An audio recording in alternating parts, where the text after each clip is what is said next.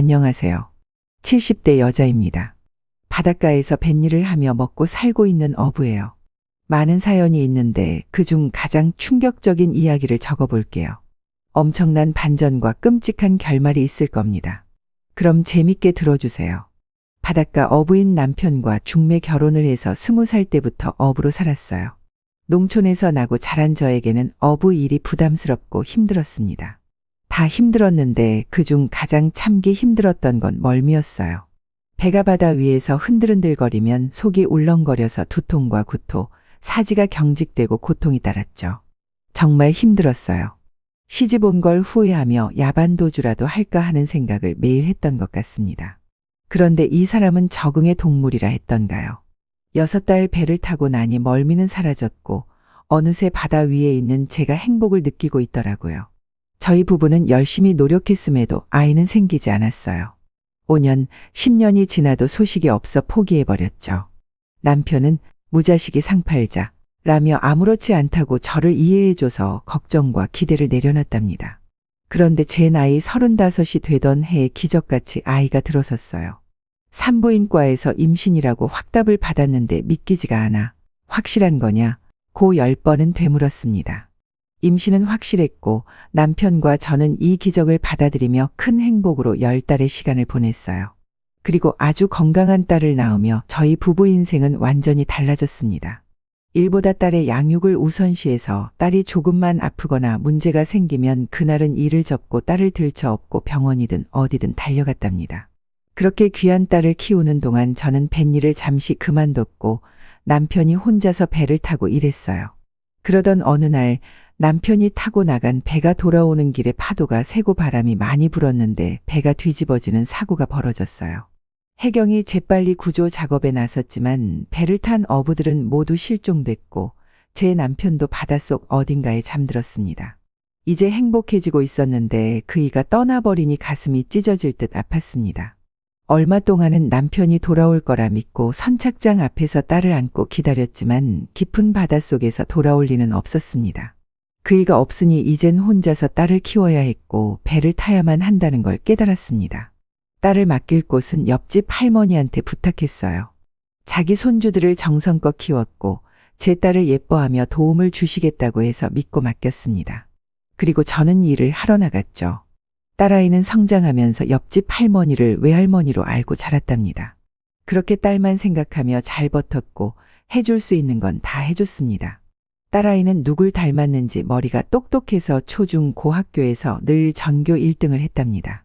수능 시험을 치른 딸아이는 한의대를 지원했고 당당히 합격했어요.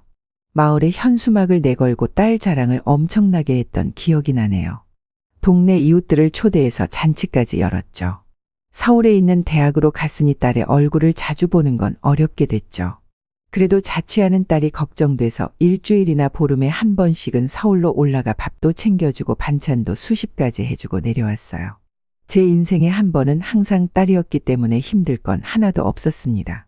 세월은 빠르게 흘러갔고 한의대를 졸업해 한의사가 된 딸아이는 페이닥터로 일하게 됐고 수년의 세월 뒤 사귀던 남자와 결혼하겠다며 저를 보러 내려왔습니다. 제 나이가 66일 때 일이었죠.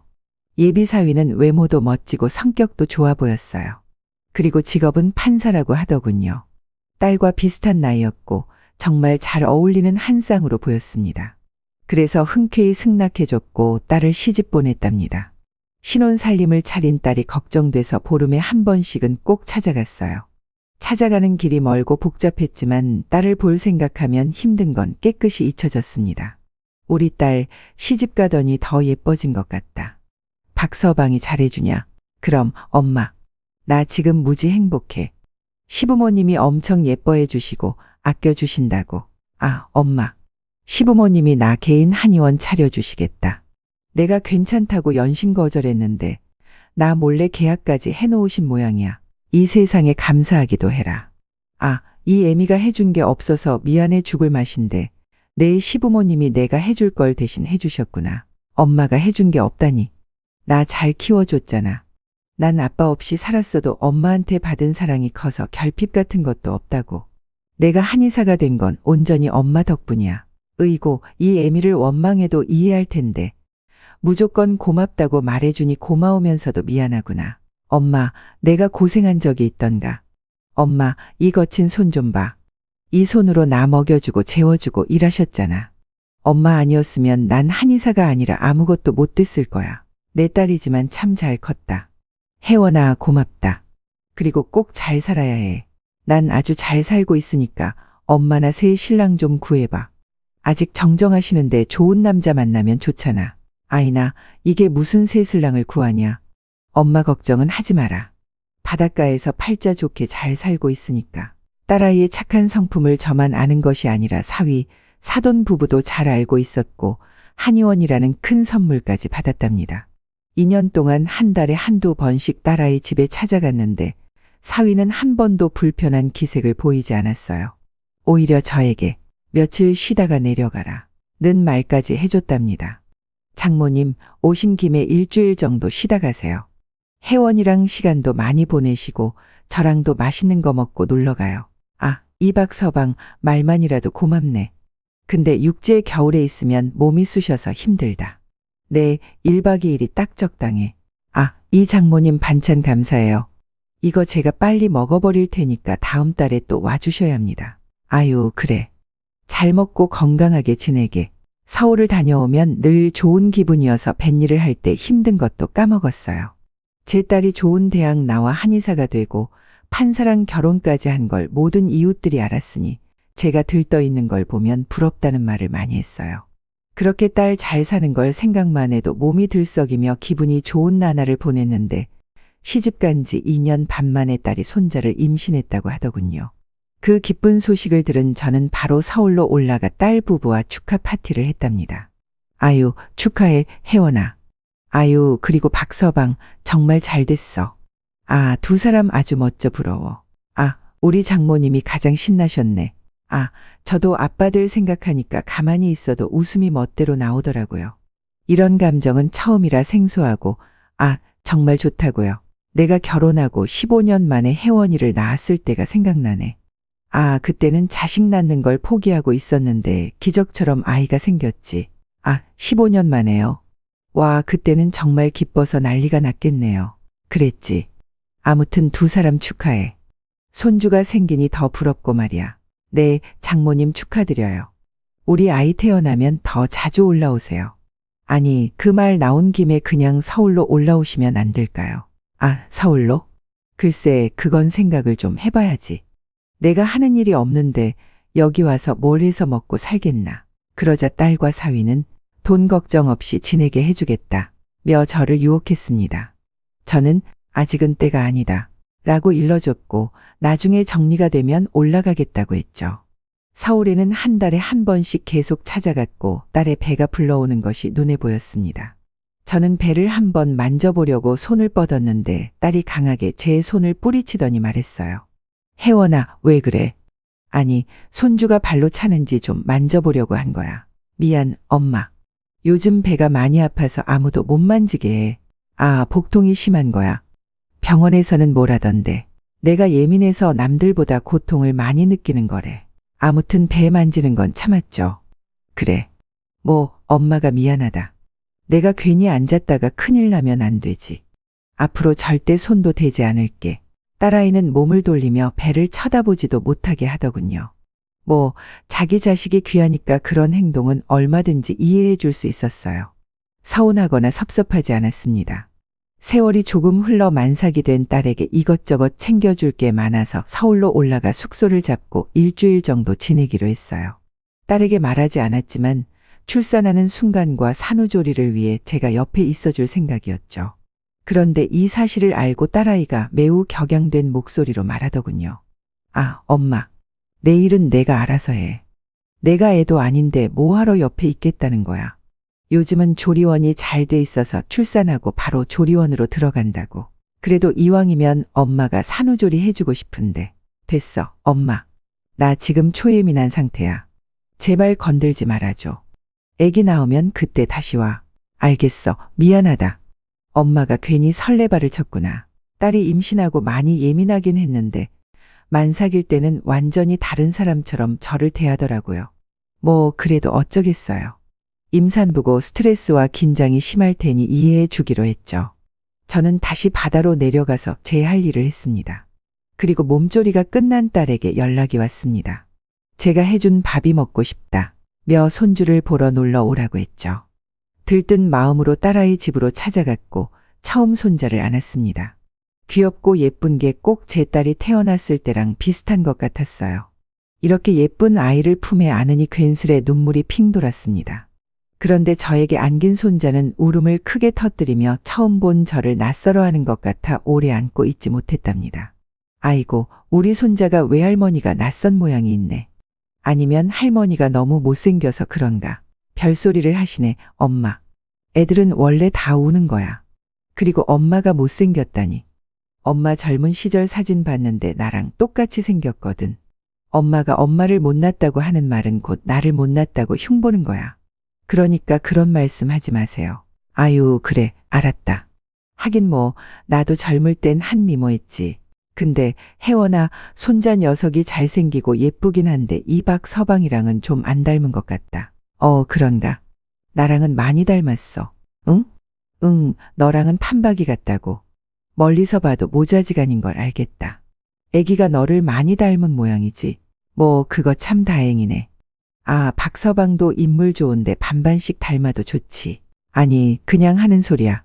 내 손자가 나를 많이 닮은 것 같아서 너무 좋아. 딸이 하는 말을 그냥 흘려들었는데 이내 손자 돌잔치 날 뭔가 이상하게 느껴졌어요. 호텔에서 사돈 집 식구들과 제 가족이 한자리에 모였는데 손자의 얼굴이 제 딸과는 아주 많이 닮았지만 사위하고는 하나도 닮지 않은 것 같았어요. 등에 소름이 돋을 정도로 이상한 느낌이 들었죠. 이 말도 안 되는 소리지만 제 딸이 다른 남자의 아이를 낳은 건가? 라는 생각이 들었습니다. 그리고 사위와 사돈 식구들의 반응을 보고 더 의심이 들었어요. 이 손자를 대면대면 대하는 걸 보고 기분이 찜찜했습니다. 아이를 꼭 남의 애로 보는 것 같은 오싹한 기분이 들었죠.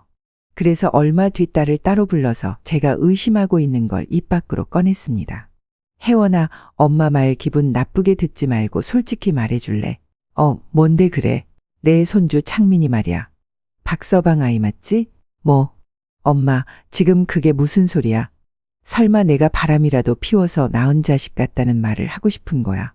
아니야. 내가 바람 피울 리는 없는 건 엄마도 알지. 근데 내 서방이랑 창민이가 너무 안 닮았어. 그리고 내 눈에도 손자가 꼭 다른 아이처럼 느껴진다고. 혹시라도 병원에서 아기가 바뀐 건 아닐까? 엄마, 나 지금 엄청 어이없거든. 요즘 세상에 병원에서 아기가 바뀌는 일이 가능할 것 같아. 그리고 남편 애가 확실해. 엄마가 괜한 의심하는 거라고. 나 기분 안 좋으니까 오늘은 그만 돌아가. 미안하다. 내가 기분 나빴다면 사과할게. 엄마는 어떻게 내가 바람 피워서 애를 낳았다고 생각할 수가 있어? 진짜 너무해.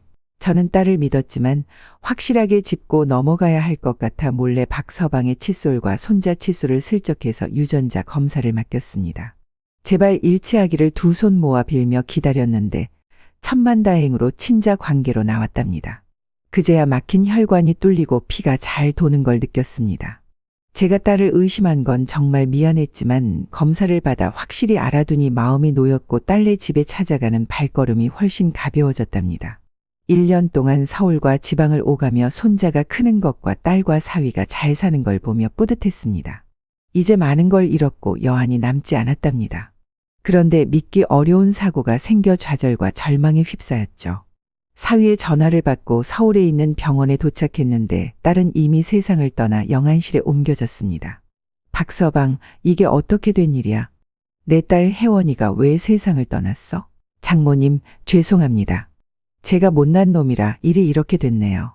아니, 도대체 무슨 일이 있던 거야? 내 딸 살려내. 내 귀한 딸 살려내란 말이야. 저는 딸이 숨진 걸 알고 그 자리에서 쇼크로 의식을 잃었어요. 다시 깨어났을 땐 응급실 침상 위에 누워 있었고 사위가 제 옆에 있었습니다.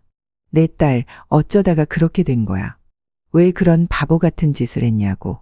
장모님, 죄송합니다. 집사람이 바람을 피우고 있었습니다. 저 말고 다른 남자와 사랑하는 중이었죠. 제가 말려도 소용이 없었어요. 그런데 그 상간남이 사고로 세상을 떠나자 한동안 우울해하더니 어제 새벽 옥상으로 올라가 그렇게 된 겁니다. 뭐라고? 내 딸이 바람을 피웠다고. 믿기 어려운데. 맞아요. 제가 증거 사진 다 보여드릴 수 있어요. 뭐? 그게 사실이야? 내 딸이 바람을 피웠을 리가 없는데. 저도 처음에 믿지 않았어요. 그런데 사람을 붙여봤더니 상간남이랑 살림까지 차렸더라고요. 그럼에도 저는 아내와 아들을 지키고 싶어서 바람 피우는 걸 막고 용서하려고 했어요. 그런데 상간남이 사고로 숨지자 아내는 무섭게 변했어요. 자고 있는 저를 발로 차고 따귀를 날리기까지 했고 저와 못 살겠다며 이혼까지 요구했습니다. 혜원이는 그런 애가 아니야. 자네가 잘못 알고 있던 거야. 앞서 말했다시피 저도 처음엔 믿기 어려웠습니다. 하지만 이 모든 게 사실이에요. 제가 사진 보여드릴 테니 심호흡하고 보세요. 사위는 봉투를 하나 건네며 잠시 자리를 비켰어요. 그 안에 있던 사진을 꺼내보니 딸 혜원이가 다른 남자와 그 짓을 하는 모습과 살림 차려 지내는 사진이 수두룩했습니다. 이건 누가 봐도 불륜이 맞았어요. 딸이 극단적인 선택을 한 이유가 상간남을 따라가겠다고 그렇게 됐다는 이야기를 들으니 비통한 마음은 황당으로 바뀌었고 슬픔은 분노로 변했습니다. 이 증거를 보니 뭐라 말을 못하겠더라고요. 딸이 사위의 아들을 낳은 건 맞지만 다른 남자와 바람을 피웠고 그 남자가 숨지자 똑같이 따라갔다는 진실을 알게 되니 제가 낳은 자식이 맞나 싶더군요. 장례식 내내 번진 눈으로 사흘을 보냈고 찝찝한 마음으로 딸을 보냈어요. 다시 뱃일을 하며 바삐 살면서 딸을 생각하지 않으려고 노력했습니다.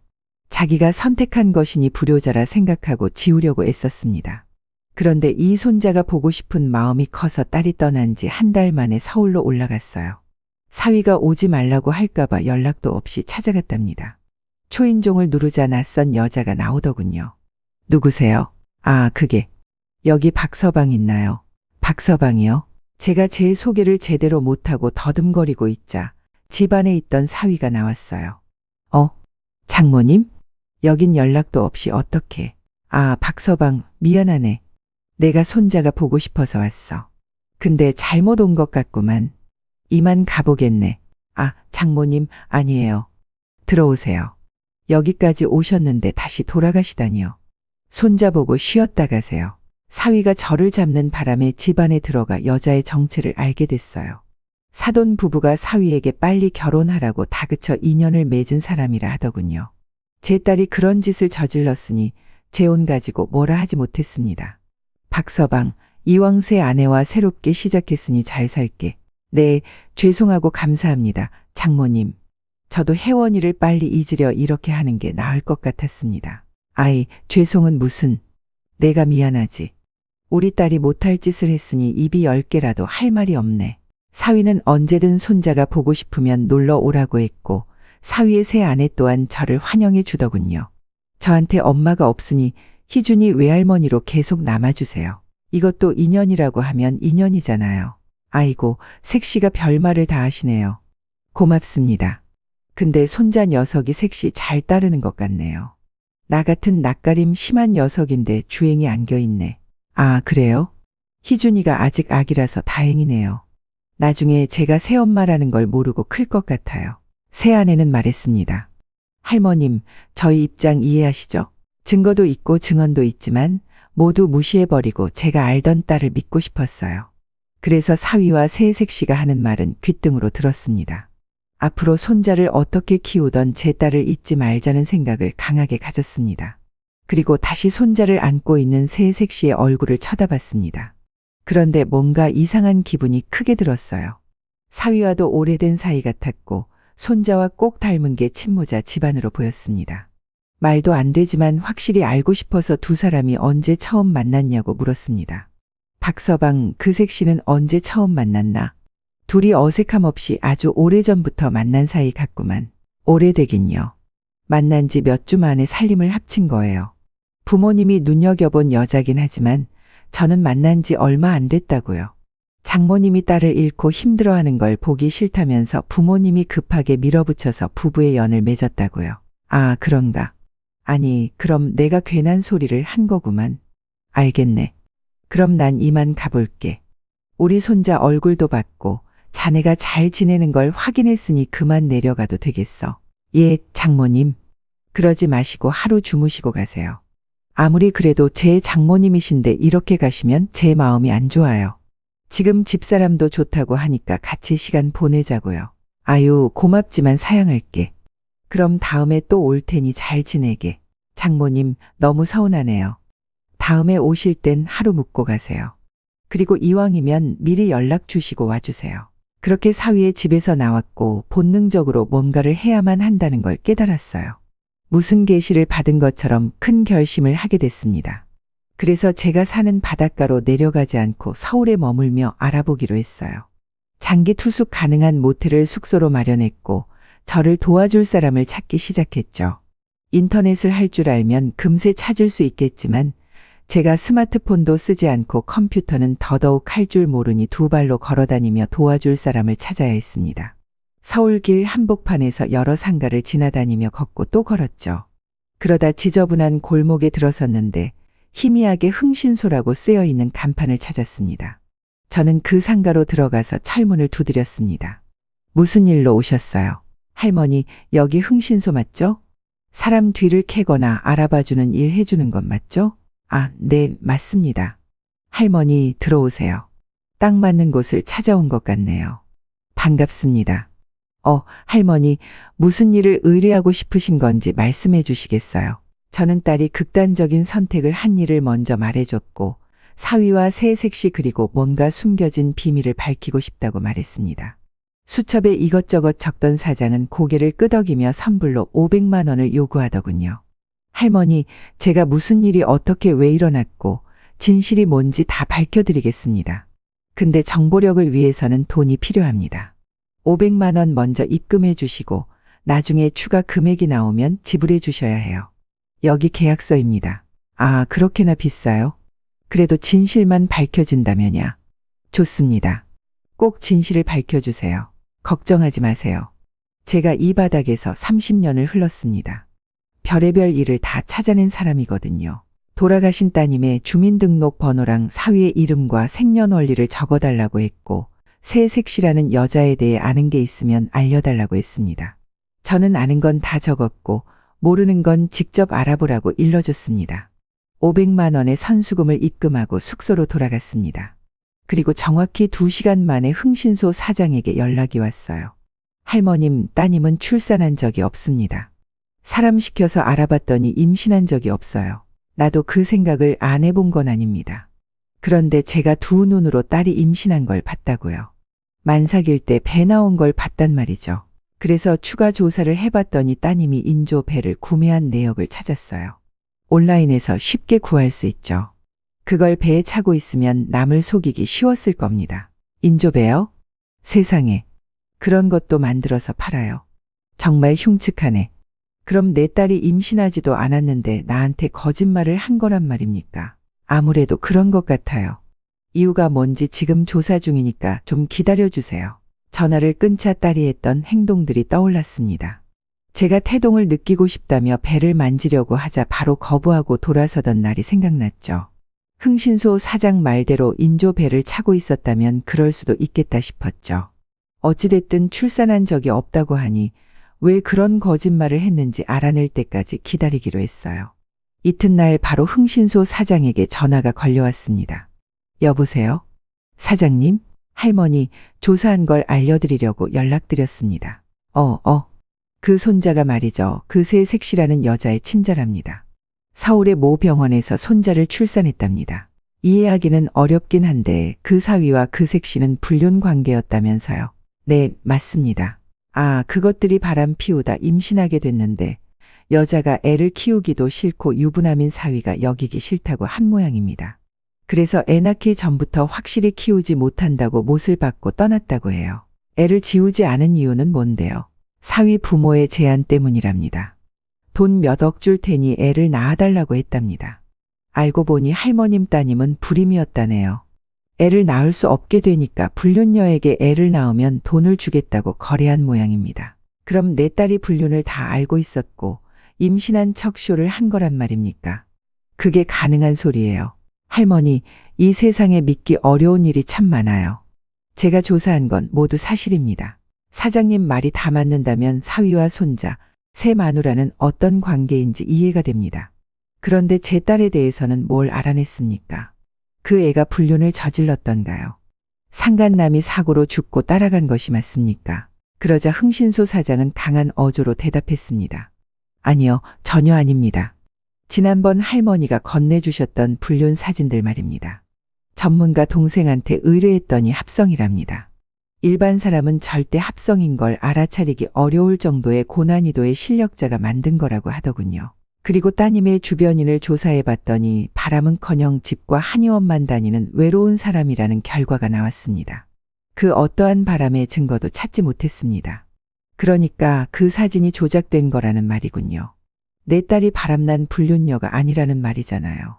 근데 왜 극단적인 선택을 한 겁니까? 그거에 대해서도 조사를 해봤는데 확실한 물증이 있는 건 아니고요. 정황으로 말씀드리겠습니다. 그 손자를 낳은 불륜녀가 아기를 직접 키우겠다고 사위 집으로 들어갔답니다. 거기서 눌러앉아 살았다고 하더라고요. 아마도 사위와 불륜녀가 부부처럼 지내고 손자까지 친엄마 따르게 되면서 따님이 자괴감과 우울증에 시달렸을 것으로 판단됩니다. 이건 물적 증거가 없는 정황일 뿐이지만 제 경험으로 그렇게 판단됩니다.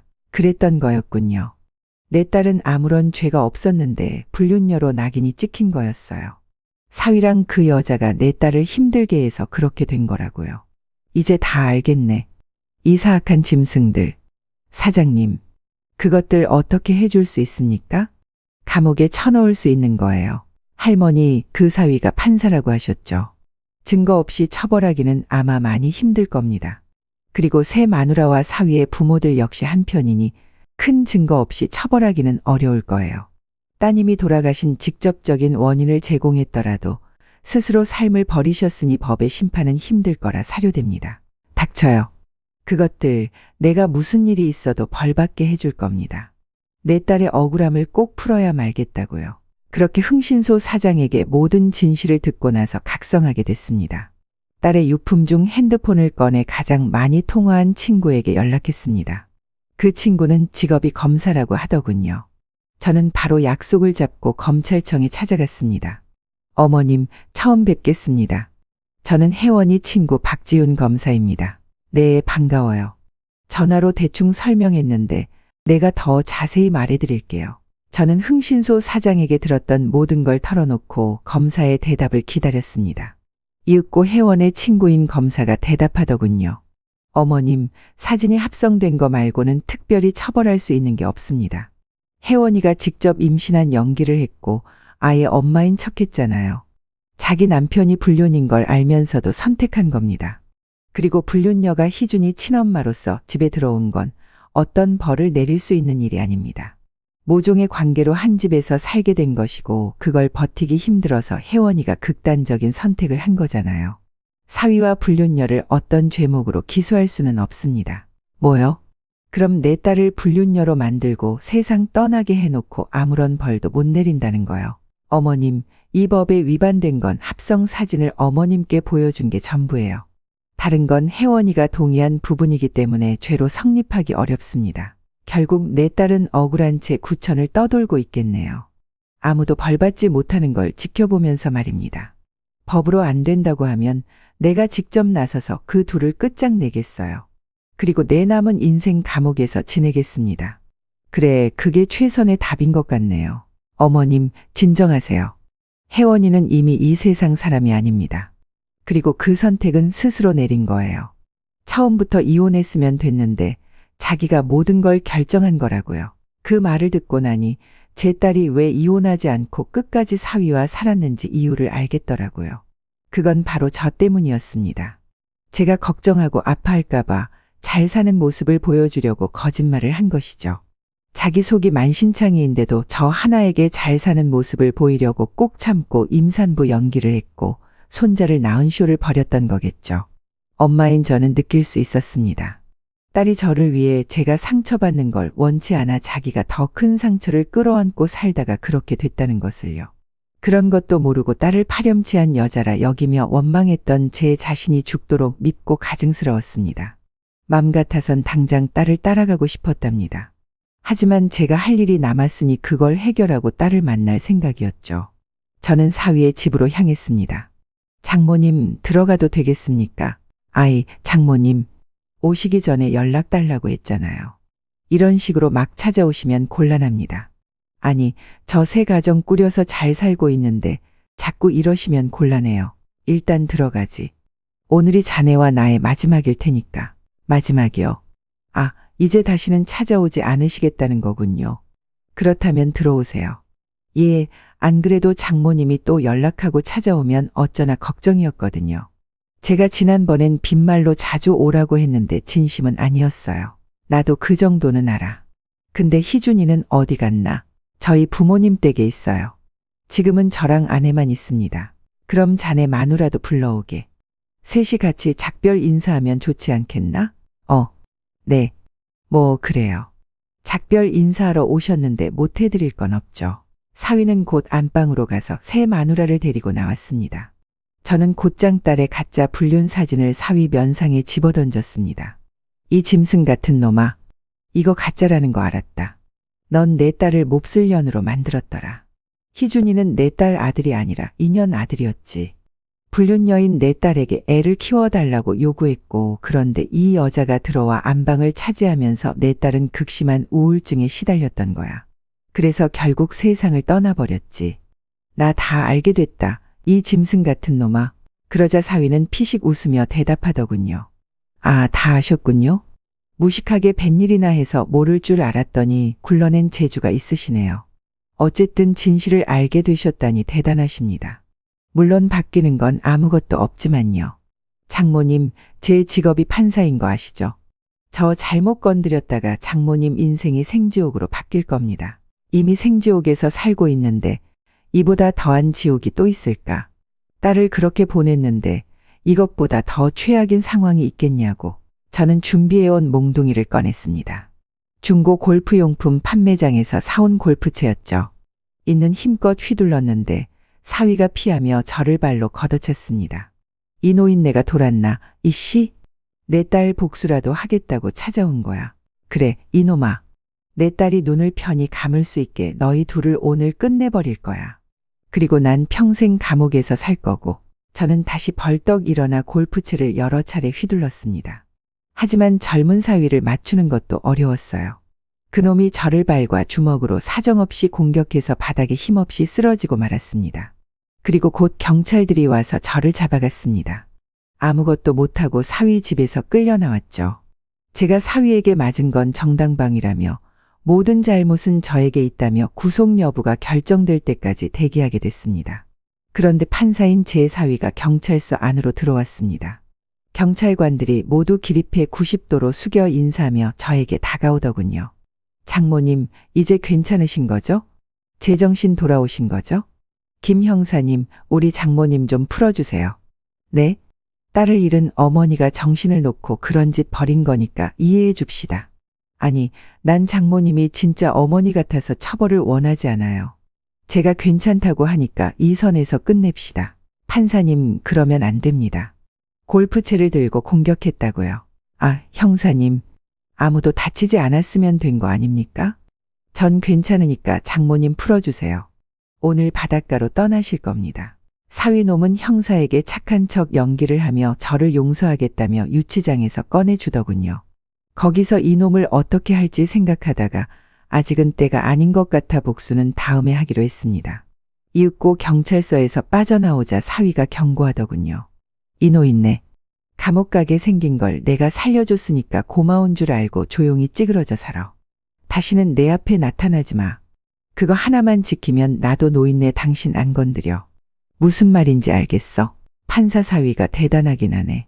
내 놈 말 한마디에 유치장에서 빠져나온 걸 보니 권력의 힘이 장난 아닌가 보다. 근데 이놈아, 나는 널 포기하지 않았어. 내 새 마누라까지 절대 가만두지 않을 거라고. 나를 멈추게 하려면 다시 유치장에 처박아야 할 거야. 에휴, 놓친 내가 아직도 정신 못 차렸다. 다음에 또 무식하게 골프채 들고 오면 그땐 정당방위로 내 딸 옆으로 보내줄 줄 알아. 나 판사야. 무슨 일이든 꾸밀 수 있거든. 그러니까 잘 생각하길 바래. 나간다, 이놈아. 너 내가 꼭 지옥 불구덩이로 보내버릴 거야. 절대 가만두지 않겠어. 사위는 길길이 비웃으며 비싼 외제차를 타고 사라졌습니다. 저는 어디로 가야 할지 몰라 마음 가는 대로 움직였는데 도착한 곳이 바닷가였습니다. 제가 딸을 키웠던 딸의 고향이었죠. 당장 제가 할 수 있는 일이 없으니 뱃일을 다시 시작했답니다. 생각 정리를 하며 열심히 일했고 나중에는 이웃들을 불러 모아 딸이 왜 세상을 떠났는지 구구절절 이야기를 해줬어요. 그리고 사위놈을 벌받게 할 방법이 있냐고 물었죠. 그런데 하나같이 도와줄 방법이 없다며 그냥 잊으라고만 하더군요. 그냥 잊으라니. 당신들 자식들이 그런 일 당했으면 가만히 있을 거야. 아이고, 혜원 엄마. 딸이 안타깝긴 하지만 법으로 안 된다고 했다면. 아니, 그렇다고 그놈 집에 또 쳐들어가는 것도 말이 안 돼. 혜원 엄마만 다칠 거야. 그중 평소에 성질 더럽고 저를 무시하던 선장 하나가 입을 열었습니다. 아니, 딸년이 바람 피워댄 거 아니야. 아니라고 말하는 건 당신 주장이지. 내가 보기엔 혜원이 그년이 바람나서 상간남 따라 뒤진 게 확실해. 생긴 게 약하게 생겨서 남자 밝히게 생겼잖아. 뭐라고요? 이 늙은 선장놈이 말을 하면 다인 줄 알아. 당신 나한테 혼나볼래? 늙은 년아, 너 같은 건 한 주먹거리도 안 돼. 그리고 내 딸은 더러운 걸레니까 지옥에 간 줄 알고 여기 사람들한테 억지로 좋은 딸이라고 설득하지 마. 저는 그 선장놈을 갈기려고 일어났더니 다른 사람들이 말려서 아무 짓도 못했습니다. 그래, 선장놈이 사라지고 평소 똑똑한 친구 하나가 입을 열더군요. 아유, 혜원 엄마. 이 이야기를 인터넷에 올려보는 건 어떨까? 그 두 놈이 사회에서 매장당하도록 인터넷으로 퍼뜨리면 어떻겠냐고. 뭐, 인터넷에 글을 올리라고. 그럼 사람들이 다 보나? 인터넷도 우리가 사는 세상이랑 똑같아. 몇몇 사람들이 글을 읽고 퍼뜨리면 손은 퍼지는 건 시간 문제라니까. 아유, 그게 정말이야. 그러면 성경이 엄마가 나 좀 도와줘. 그렇게 새로운 복수 방법을 알게 되어 인터넷을 배웠습니다. 솜씨가 없지만 최대한 자세히 써서 올렸습니다. 사위와 불륜녀의 이름과 직업을 써서 올렸더니 소문은 기가 막히게 빨리 퍼졌습니다. 그러자 공경에 처했는지 사위놈과 불륜녀가 바닷가로 찾아왔습니다. 장모님, 재밌는 짓 했더군요. 인터넷에 글을 올릴 줄이야. 아, 정말 노력 많이 하셨네요. 이놈아. 내가 매일 그 글을 올리고 있어. 여기저기 사이트 다 찾아서 너희 둘을 매장시키려고 노력 중이라고. 장모님, 그렇게 올린 글들 제 쪽에서 모두 삭제하고 있어요. 퍼지기 전에 다 흔적을 없애버리고 있다고요. 뭐야, 이놈아. 내 놈이 판사라고 그런 것도 쉽게 없앤다는 말이야. 그런데 여기 왜 찾아온 거야? 겁나서 찾아온 거 아니야? 아니면 용서를 빌러온 거 아니냐고. 뭐라고요? 용서를 빌러왔다고. 올해 들었던 말 중에 제일 웃기네. 장모님, 쓸데없는 짓 하지 말라고 경고하고 온 겁니다. 또 그 글을 올리면 허위사실 유포죄로 신고해버릴 겁니다. 허위사실 유포? 이놈아, 그게 모두 사실인데 어떻게 허위야? 허위가 아닌 증거 있어요. 뭐가 있냐고요? 합성 사진은 모두 안 된다고 말했잖아요. 장모님, 저 처음이자 마지막으로 찾아온 겁니다. 또 까불면 진짜 무서운 게 뭔지 보여줄 겁니다. 그래? 해봐. 나한테 무서운 걸 좀 보여줘봐. 아무튼 전 경고했습니다. 다시 한번 그런 짓 하면 구속될 겁니다. 감히 구속? 웃기지 마라. 난 내 놈이 망하고 벌 받는 걸 볼 때까지 멈추지 않을 거야. 이게 내 대답이다. 이 짐승놈아. 그래요. 그렇게 하세요. 다음엔 정말 신고해서 콩밥 먹일 테니 판단 잘하세요. 그럼 전 이만 갑니다. 사위놈이 저에게 경고를 하더니 돌아섰는데 불륜녀가 말하더군요. 오빠, 여기 바닷가 온 김에 낚시하고 가자. 저기 다 낚싯배 아니야. 낚시? 뭐 좋긴 하지. 바다도 예쁘고 경치도 죽이니까 뭐. 놀다 올라가는 것도 나쁘지 않겠어. 자, 가자. 두 놈이 낚시하러 떠나는 모습을 보며 저는 속으로 다짐했습니다. 반드시 끝까지 벌을 내리리라. 저는 그들을 보며 하늘을 올려다봤고 두 손 모아 기도했습니다. 하늘이시여, 비바람을 몰아주소서. 지금 나간 배가 돌아오지 못하게 힘을 써주소서. 나쁜 소원이었지만 나중에 제가 벌을 받더라도 꼭 들어주길 바랐습니다. 그리고 배가 나간 지 1시간 만에 장대비가 쏟아졌고 번개가 수십 번 내리치면서 바람이 어마어마하게 불었습니다. 결국 두 놈이 타고 나간 배는 돌아오지 못했어요. 해경이 출동했지만 배는 뒤집힌 채 발견됐고 사람들은 한 명도 찾아내지 못했답니다. 제 남편이 바다에서 실종된 것처럼 사위와 불륜녀도 바닷속에서 영원히 사라지게 됐죠. 제가 올린 기도 덕분인지 하늘이 먼저 천벌을 내리려고 한 건지 모르겠지만 두 놈의 인생은 그렇게 처참하게 끝이 났습니다. 아마 그 둘은 차가운 바다에 이어 지옥의 불구덩이에서 고통스러운 벌을 받고 있을 겁니다. 제 복수는 그렇게 끝이 났고 당당히 딸이 있는 납골당을 찾아갔습니다. 제가 의심하고 믿지 못했던 것을 사과했고 사위와 불륜녀가 이 세상에서 사라져 지옥에 갔다고 알려줬습니다. 이제 하늘에서 천국에서 편히 쉬라고 일러줬죠. 그리고 훗날 다시 하늘에서 만나자고 약속했습니다. 한편 사위 부모는 억장이 무너져 아무것도 못하고 있었는데 손자를 데려가 키우면서 아들을 잃은 슬픔을 조금씩 잊어가고 있답니다. 사실 그 두 사람도 벌을 내리고 싶었지만 그건 역시 하늘이 정해줄 테니 일부러 나서지 않기로 했어요. 복수를 하다 보면 끝이 없을 것 같아 제 자신을 다스리고 막을 내렸습니다. 지금 저는 바다에서 뱃일을 하며 지내고 있어요. 딸을 가슴에 묻고 매일 슬픈 밤을 보내면서 말이죠. 자식을 어떻게 잊겠습니까? 언젠가 만날 나를 기대하며 오늘을 열심히 살고 있습니다. 제가 사연을 쓰면서 이 마지막은 시원한 마무리를 생각했는데 제 딸을 생각하며 글을 쓰다 보니 조금 슬프게 끝이 났네요. 그래도 한 사람을 바보로 만들고 세상을 등지게 한 짐승들은 아주 끔찍한 결말을 맞았으니 이것으로 사이다를 느끼셨길 바랍니다. 그럼 여기서 사연을 줄이겠습니다. 끝까지 들어주셔서 고맙습니다. 안녕히 계세요.